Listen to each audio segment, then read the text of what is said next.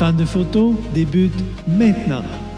Si tu es fan de photos et que tu aimerais poursuivre encore plus loin ta démarche photographique, Fan de photos, le podcast, est une émission toute désignée pour toi. Stéphane, votre animateur, s'est donné comme mission de vous partager sa passion. Que vous soyez à vos tout débuts ou encore plus expérimenté, Fan de photos est une émission que vous aimerez. Sans plus tarder, voici votre animateur, Stéphane Lafrance.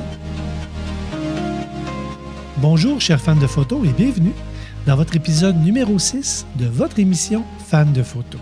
Aujourd'hui, déjà 9 janvier 2016, c'est ma toute première émission de Fan de photos en cette nouvelle année qui débute et j'aimerais en profiter pour vous souhaiter la santé, la prospérité, du succès dans tous vos projets photographiques et ce pour toute l'année qui vient. De mon côté, j'ai du nouveau dans ma vie. Je me suis marié le 3 janvier dernier et j'ai célébré mon 50e anniversaire le 4 janvier.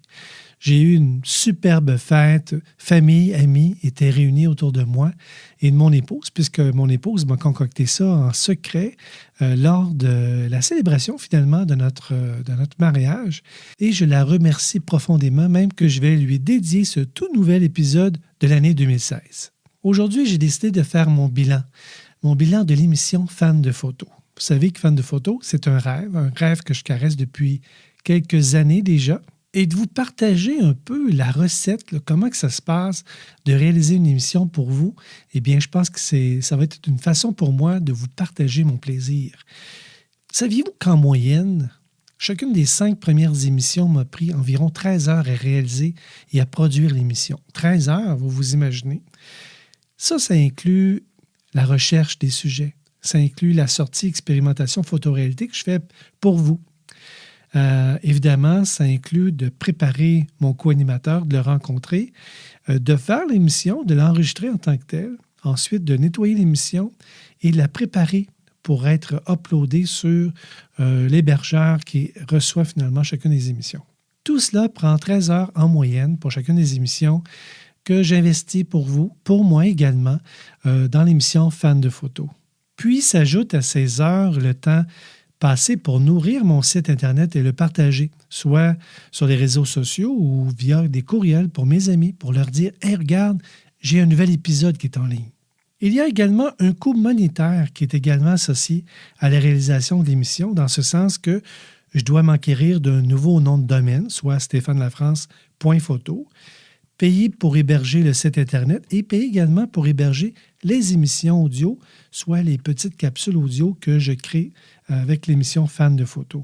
On parle ici d'un investissement d'environ de 35 $ mensuellement. Ceci m'amène à vous parler de ma nouvelle résolution pour 2016. Je sais que bon nombre d'entre vous ont également pris une résolution et je vous partage la mienne. Mon intention sera de vous proposer une émission par semaine d'une durée d'environ 15 minutes.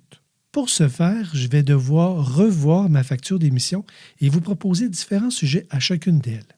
Nous pourrons avoir des échanges sur l'actualité du milieu photographique. Évidemment, il y aura de la théorie photographique orientée pour continuer à vous faire grandir en photo.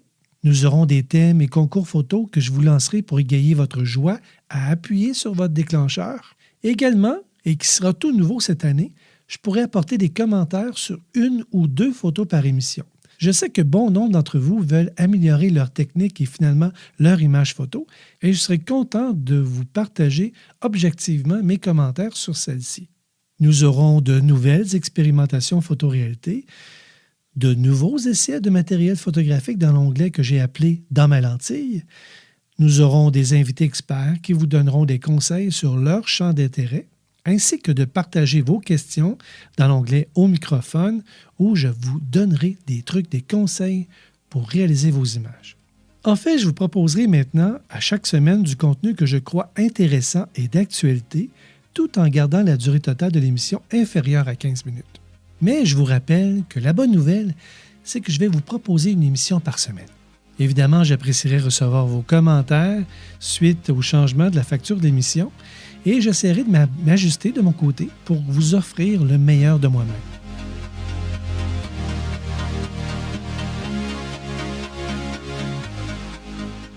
Dans un autre sujet, j'aimerais vous demander qu'est-ce qu'ils ont en commun?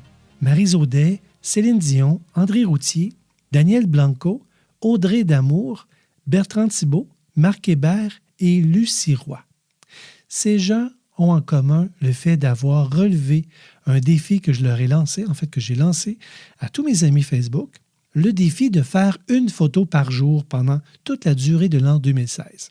Je me suis fait prendre à mon propre jeu. J'avais appelé ce défi-là « Défi photographique 365 ». Et l'une de mes élèves m'a remis gentiment sur la bonne voie en me disant « Stéphane, l'année 2016, c'est une année bissextile.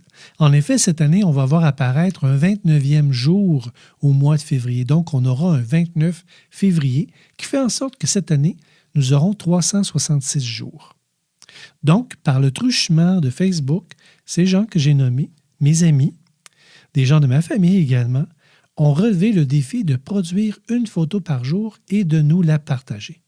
Pour être honnête avec vous, lorsque j'ai lancé ce défi sur ma page Facebook, je ne m'attendais pas à avoir autant d'audacieux. Je dis audacieux parce que ça prend de la discipline pour sortir son appareil photo, de se trouver un sujet et de le photographier et de finalement nous le partager via Facebook. Alors à mes complices, je dis bravo. Bravo d'avoir relevé ce défi. On va s'accompagner. On va se coacher ensemble pour se rendre en décembre et avoir le bonheur d'avoir derrière nous 366 photos réalisées, une par jour. Il n'est pas trop tard, chers auditeurs, pour pouvoir relever à votre tour ce défi que nous tous, on s'est lancé et en ce 9 janvier, prendre votre première photo et de nous partager votre intérêt pour la photographie et ce projet 2016. Alors à tous nos releveurs de défis, je vous dis déjà félicitations. Je pense qu'en sortant votre appareil photo à tous les jours, vous aurez la chance d'aiguiser toutes vos connaissances photographiques et par la pratique, en acquérir de nouvelles.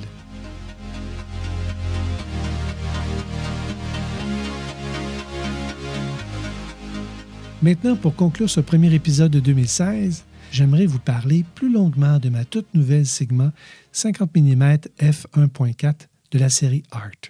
Je vous en ai d'ailleurs brièvement parlé lors de mon émission de Noël que j'ai réalisée avec Céline Dion en décembre dernier. J'ai eu la chance de l'essayer durant mon voyage de noces et d'en apprécier ses vertus.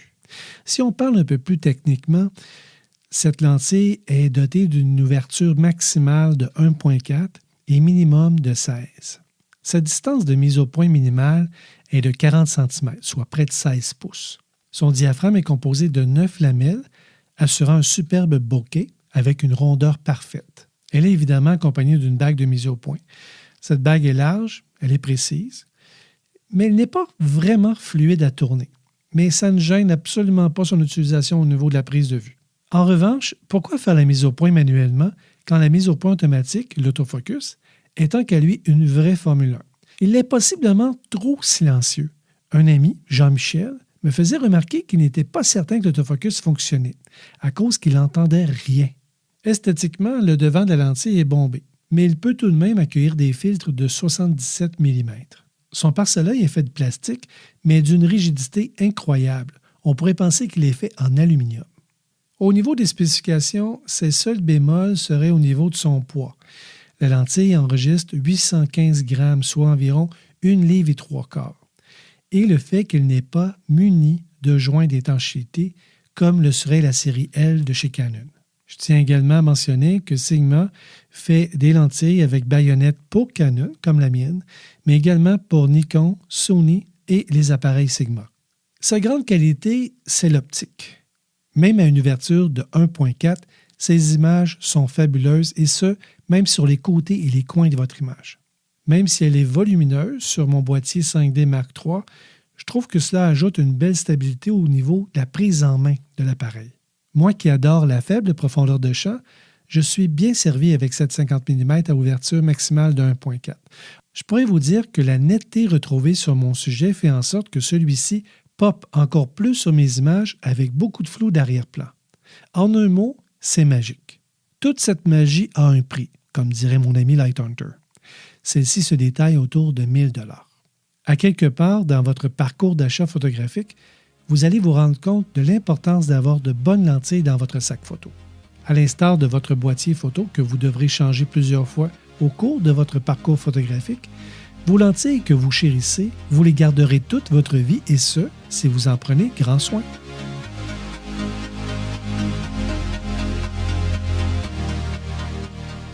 Voilà, c'est ce qui termine notre émission de cette semaine. Enfin, je peux vous dire cette semaine, puisque c'est ce qui vous attend, chers fans de photos. Je vous rappelle que tous mes épisodes sont disponibles via un abonnement gratuit sur iTunes et qu'il me fera plaisir de prendre vos commentaires sur mon site web personnel, soit stéphanelafrance.photo. D'ici samedi prochain, je vous dis, chers fans de photos, bonne photo. Ici Jean-François Nolan, élève de Stéphane et son cours Déclic photographique magique. Fan de photos est une idée originale de Stéphane Lafrance, photographe, et vous proposera de franchir une nouvelle étape photographique.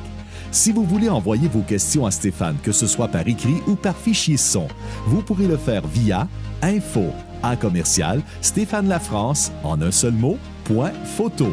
info@stéphanelafrance.photo. Fan de photos est votre émission et elle s'adresse à tous ceux qui veulent améliorer leur technique photographique. Partagez la bonne nouvelle!